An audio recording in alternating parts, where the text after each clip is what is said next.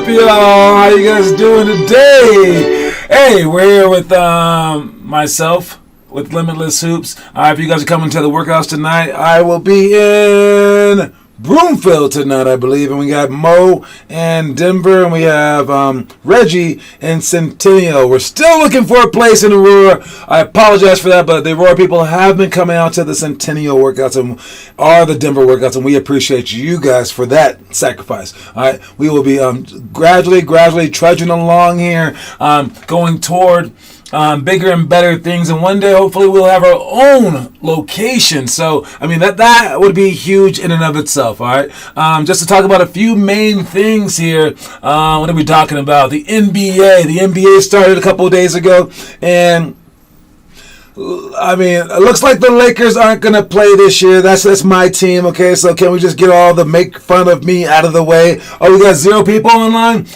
Then no one heard me say it. Screw you guys. All right, but yes, all the other teams are actually playing basketball. And if your team is out there, put your favorite team in the comment section. Let me know that you're here. All right, and what else happened?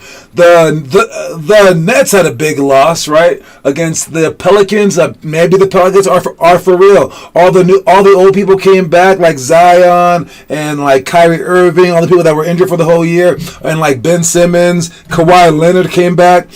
So it's a brand new year, and we're super excited for the start of the NBA season. And man, what else happened? Any other kind of big things happened? Paolo Banchero with a huge dunk and a huge night. There hasn't been a game like that since LeBron, they said, as his first debut game with 27 points and like 5 rebounds, 7 assists, something stupid like that. All right, so it's a very, very good start for the NBA, and one day, hopefully, maybe you'll be there, right? What else are we talking about here? We got playoffs coming up for us, not the NBA playoffs. We got playoffs this weekend, okay? So make sure that you guys know about the games from this weekend. All right, here are the games from my phone. What are we talking about here this weekend? We got, don't want to get it wrong, so let's just talk about it. All right, 1st through 6th graders, you play at 9 o'clock a.m. at Denver Waldorf School. Now, if you win, you will play again, but we'll tell you that stuff afterwards. We'll cross that bridge when we get to that bridge. All right, and then we got the 1st through 5th graders at 3 o'clock. I believe that's at Westy. 9th through 12th graders at 3 o'clock as well, also at Westminster High School. And then the 1st through 5th, you also play at 4 o'clock at Weston. So you play back-to-back games. That's how they're doing that one. So I think that's how your playoffs go. So you guys will always just play the 2 games. For the high school, if you win, and you keep playing as well. All right. Then on Sunday, we got our 7th and 8th graders. You guys play at 2 o'clock and 3 o'clock. This one is way out in Lutheran. Unless you're from Lutheran, hey, we got some Centennial people. This is your game. We need you to show up. So who's out there? We got, which one is it? Gabriel? Gabriel's a 6th grader out there? Okay, Gabriel, you got to come to this game, man. We need you. All right, anyway, that's when you guys play. We have 3 people sign up for that game. We need more people sign up for that game. All right, so all the games. Playoff time is a fun time. Make sure you guys play hard. Make sure you guys, it's either win or go home. So you might as well win. In January, we have our next league. Okay, so understand that. And we won't, basically, this is our last time playing in a league until January. That means all of November, all of December. But we will have tournaments in that time. All right, and the tournaments that we'll have will be upcoming, and then we'll have Halloween tournament, then the Thanksgiving tournament, then a Christmas tournament, basically every single holiday except for Hanukkah. I don't know why we don't do Hanukkah tournaments. How about New Year's tournaments? What's going on here? Jam basketball? Add some tournaments. All right. Speaking of Halloween, we got our Halloween tournament coming up here. Not this weekend, but next weekend. It's a one-day Halloween tournament on Saturday. I'm not sure which day Halloween is, though. Which day is Halloween? We got Halloween is on that Monday. So it looks like no one's going to school on Monday. Wait, do you guys still go to school on Halloween?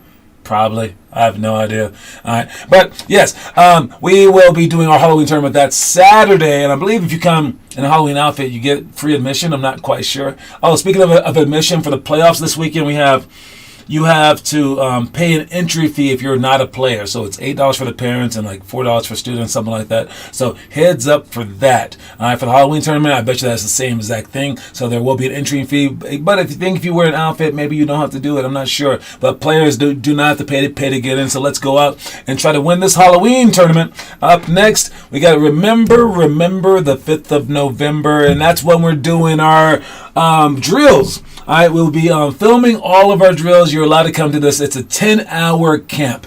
All right, where we will be going over every single drill and team drill, individual drill, all on November 5th. All right, that is a Saturday, and it starts at 10 o'clock in the morning and goes to 8 o'clock at night. That's a long time. We will pause in the middle to eat. All right, so you could bring a lunch or whatever, like a late lunch, eat breakfast kind of like around like 9 before you get there, but we'll eat around like 2 maybe.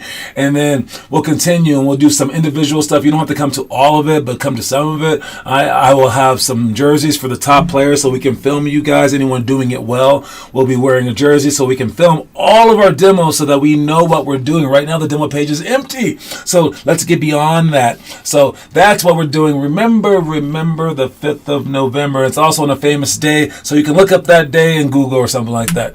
All right. That's all that we're talking about in the pre-stuff. All right. And so let's move on to our quote of the day.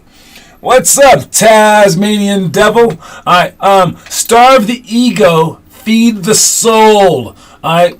Starve the ego, feed the soul. That means like in terms of like you needing confidence, think about that. You needing confidence, and we talked about it before. If all you need is just extra confidence, all the time confidence, I need more confidence, blah, blah, blah, you're not going to be very good, right? Because, you're already so far behind. Why do you need that much confidence? Like, you're obviously struggling. So if you do need that much confidence, yes, you do need to get fed. But understand that, it's a bad start. You're probably not working as hard as you are because you're unconfident. You're not going as hard as you can to the basket because you're unconfident. You're not gonna work out as harder on the weekends. You're not gonna play in the better games because you lack confidence. And if all you're doing is being fed, that means that you're behind. Now, if you have all the confidence in the world, now you need to starve it a little bit. Okay, so now this outfit matches the background. It's weird. All right, but now you need to starve your ego. Starve the ego. You don't need to feed it so much, but you do want to feed your soul. This is where passion comes into play. You want to feed your soul. So starve the ego. You don't need to be telling yourself that, I'm this and that, because some people do need that. Like Kanye West, he needs to hear that, or he cannot function. You should have enough confidence. So much so that now you use your energy to feed your soul, to feed your passion, to tell yourself, let's go back out there and do it again and do it again and do it again. And then now you're feeding something that is unstoppable, because the ego, if it gets too low, you can't operate in the games. If it gets too high, you can't operate in the games.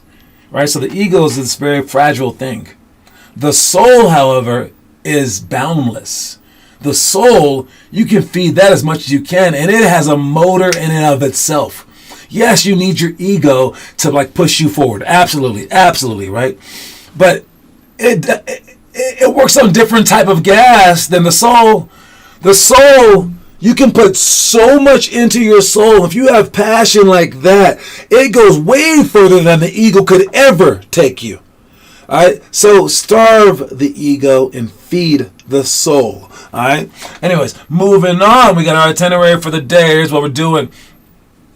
All right, again, we always talk about the past stuff, what we did in the past. We did hold your follow through our push-ups, 1 minute shots, 8 of 14 and run, diagonal pro hop, direct Euro steps, pick and rolls, drive to shot, and then hurdle reverse layups. That's what we did last week. What we're doing upcoming, Next week, we got some bank shots coming up here. We're going to talk about our bank shots. We're talking about still shooting the ball with arc, even though you're coming for a bank shot. And the ball shouldn't hit the backboard until it's on its way down past the arc. And then we have 0, 1, 2, 4 touch middle, pick and roll, split to drive. All right, that's rarely used, but when you do use it, you should be able to know how to do it. And then we got heads and tails game where it's a chase game. And then we have chair dips and then knee jumps all coming up here soon. But tonight, Friday night, and the feeling's right, we got numbered scissor shots. I saw the homework being posted by Noah Taz, and you did the number shots a little backwards. They told you the number, and then you shot that many. It's supposed to be continuous scissors. So continuous scissor dribbles, and then basically the coach holds up fingers. This is a very, very famous thing. Normally there's no shots involved in this, but you're just supposed to call out the numbers like that so that they can know that your head is up.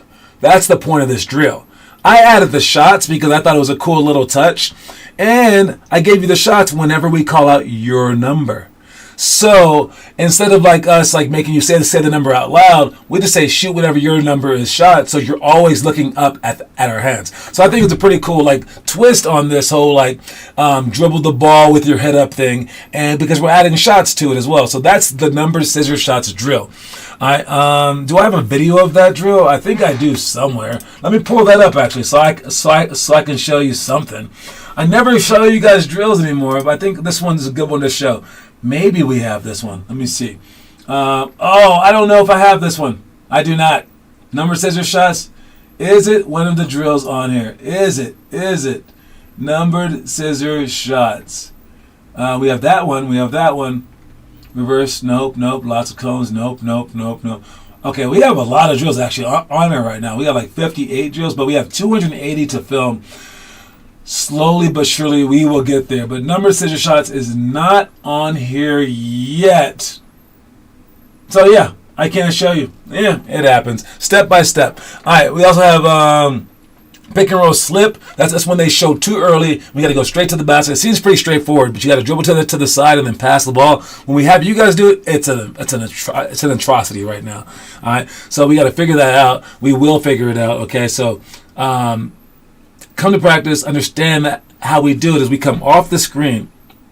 Sorry, it's before we come to the screen. We're on the side, and then we dribble the ball toward the screen, going sidestep. Then the person sat in the screen at any point in time can just sprint to the basket, so to the side. Then the passer will throw the ball from their knee without winding up, just pushing it, passing it from their knee to the other person's like thigh, basically, so that they can catch the ball on the run and then turn and score it. All right, so it's just a slip, and it's pretty tough pass, right or left-handed. So we got to work for that, and then even the layup stuff, because I don't want you guys dribbling this ball.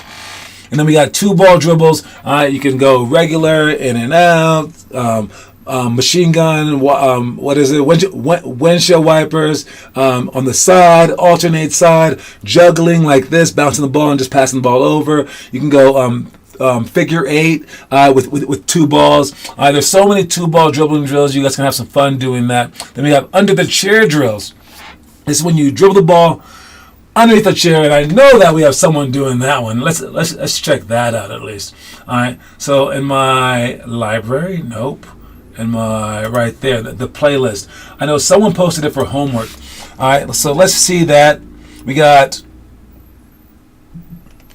a few people doing it for homework. Let's check out some Kiernan underneath the chair dribbles. There you go. So make sure that your back is straight. All right. You want your back to be like you're playing defense. So his is kind of hunched over a little too much. All right. You want your chest up on this. All right. And when you dribble the ball, you go 15 times with the right hand, then 15 times with the left hand. You can keep switching. All right.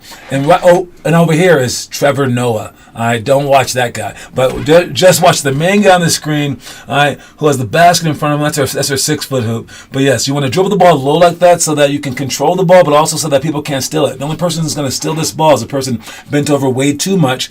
And just like I said about you on offense, if they're bent over on defense, you can zoom right by them. So they have a choice to make: either guard you for reals, so that they can stay in front of you where they won't be able to reach that ball, or they can go for the ball and be out of position, then you can zoom by them. That's why you want to dribble low, but make sure that your forearms are strong enough to handle that.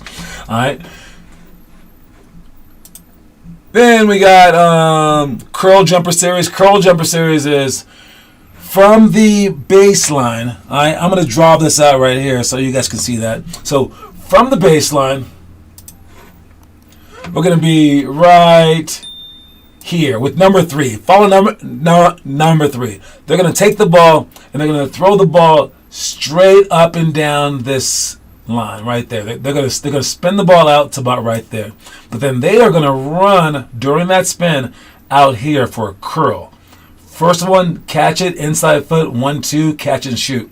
Second time, they're going to throw the ball again, curl again, catch it, pump fake, and then dribble the ball to the outside for a jump shot.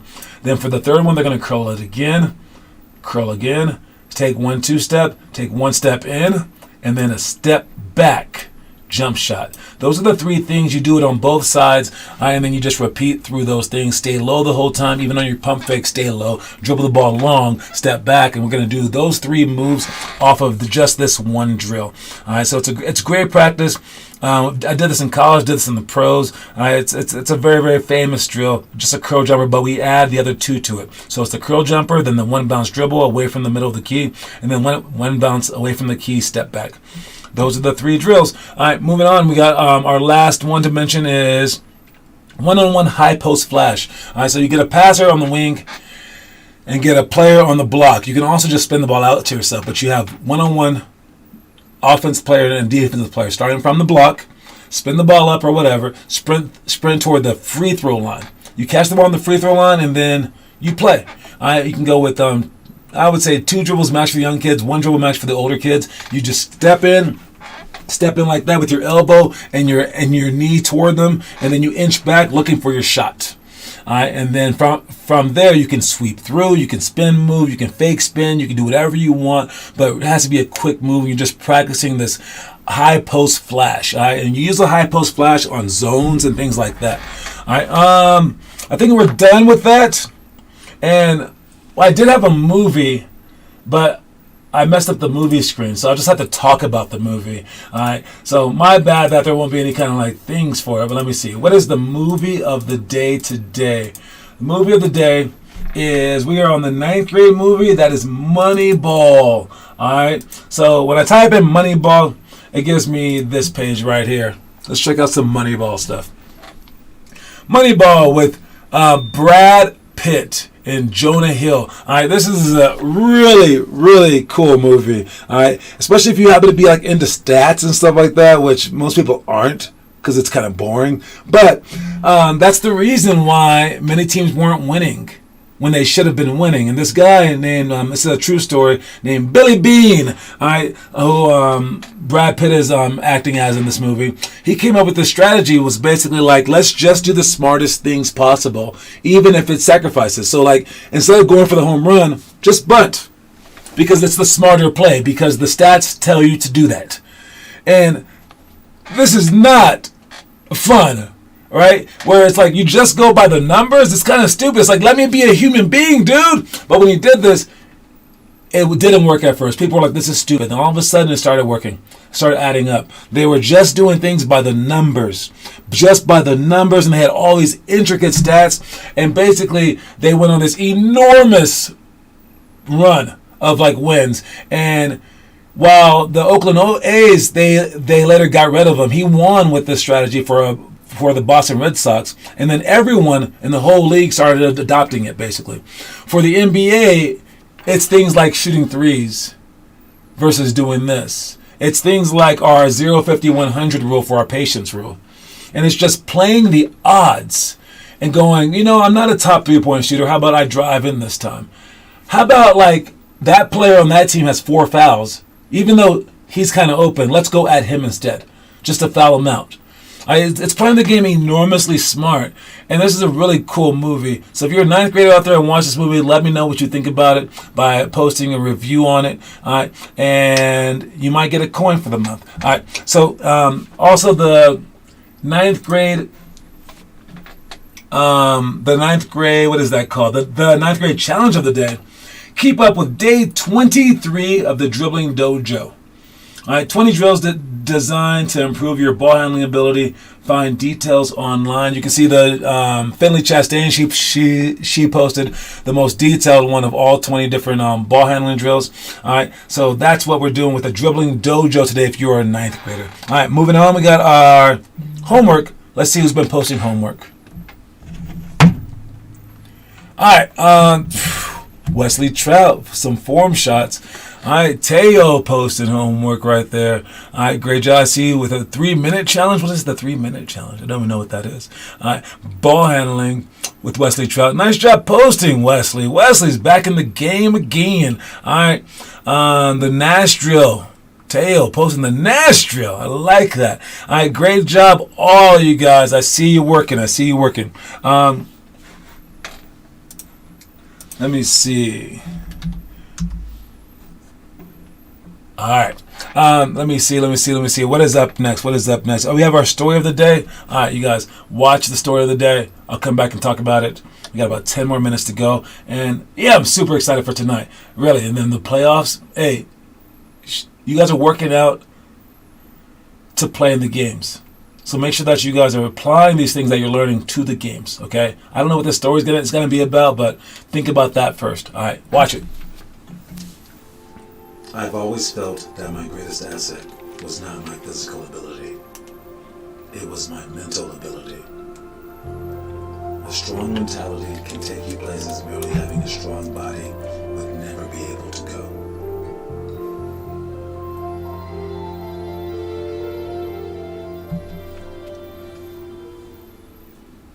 Now, for those of you guys who are equally strong in your mind and your body, of course, you're just winning the whole game, obviously, right?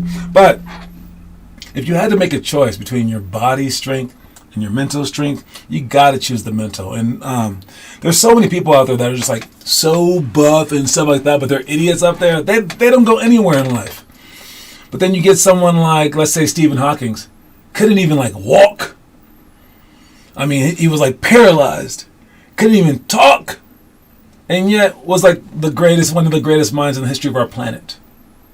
Because he did so much for the world just with his mind, just with the mind. So you do want to have both, but know that the mental one is the big one. All right, so be able to always strengthen your mind. And don't underestimate the value that the mind has in the game and in life and everything else. All right, it's an extremely important thing. All right, and like you should be like, if you're going to be cocky about anything at all, be cocky about how mentally strong you are through all your like trials and tribulations in life. All right, so the mental strength far outweighs your physical strength. So don't forget that, understand that. And we have a trivia question coming up here soon. All right, trivia question is this. All right, the trivia question today is, I don't think anyone's going to answer this one, but it's pretty hard. But good luck with it. All right, we have Noah Masseth winning 2-1-1-1-1-1-0. All right, the trivia question today. Ready? I'm an NBA player. I'm not actually an NBA player. This is for the question, okay? All right. I'm an NBA player. Or I was an NBA player. Either way. All right. I was born in St. Angelo Lodigiano. I can't even say it. I was born in Sant'Angelo Lodigiano. Oh my God, I can't say it.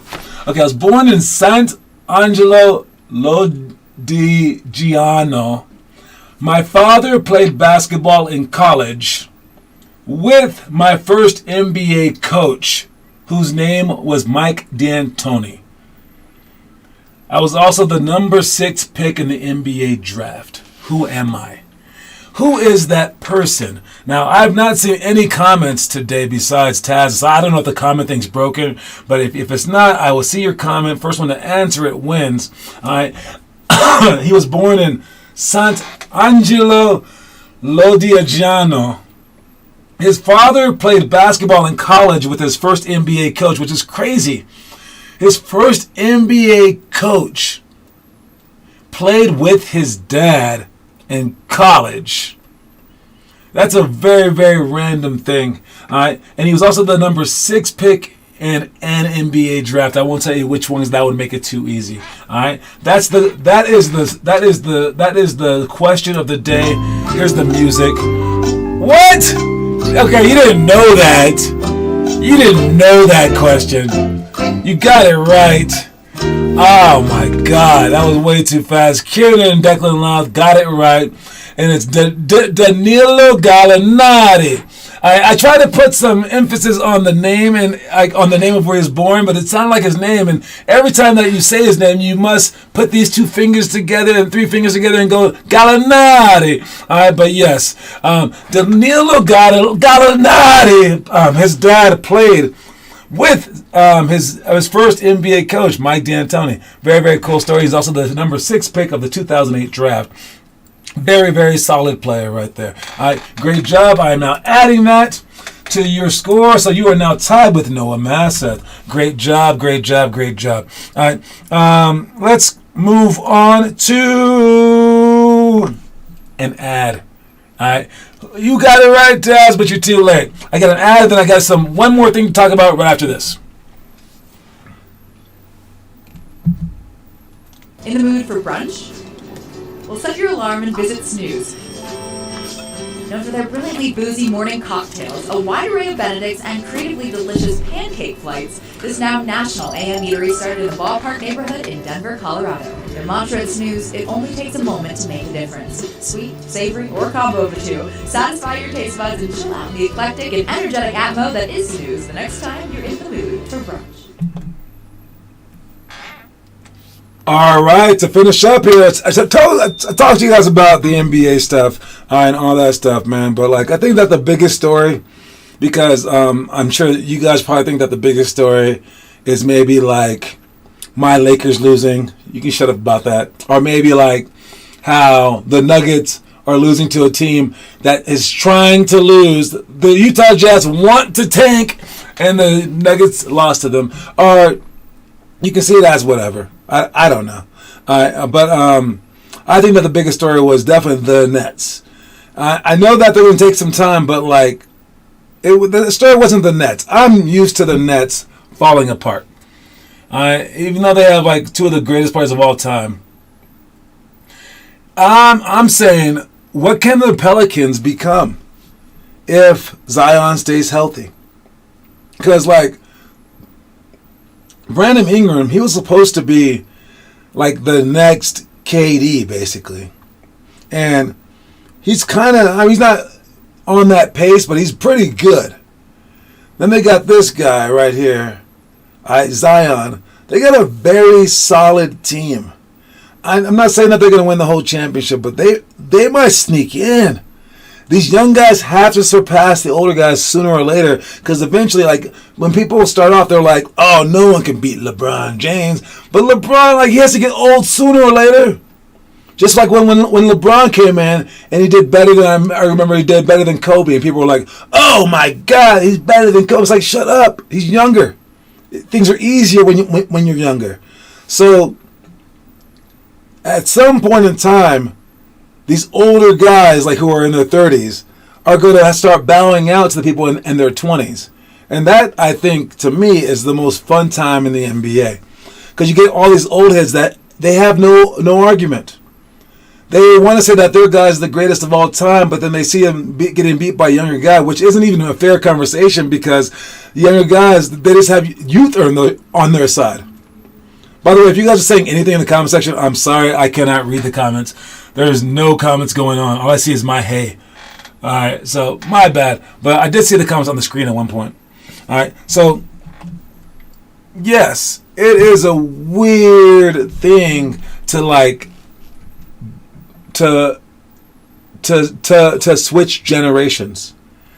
Obviously, guys like Ja Morant. Oh, there goes some conversations. I think they got a legit shot to win it all. They're hungry. They all hungry. Yeah, but you get Ja Morant and Luka, Devin Booker. All right, to say that these guys aren't better than KD and Kyrie and LeBron, is true, but it's also disingenuously not true. It's like, yeah, they might be better because of experience, but they're not faster and stronger anymore.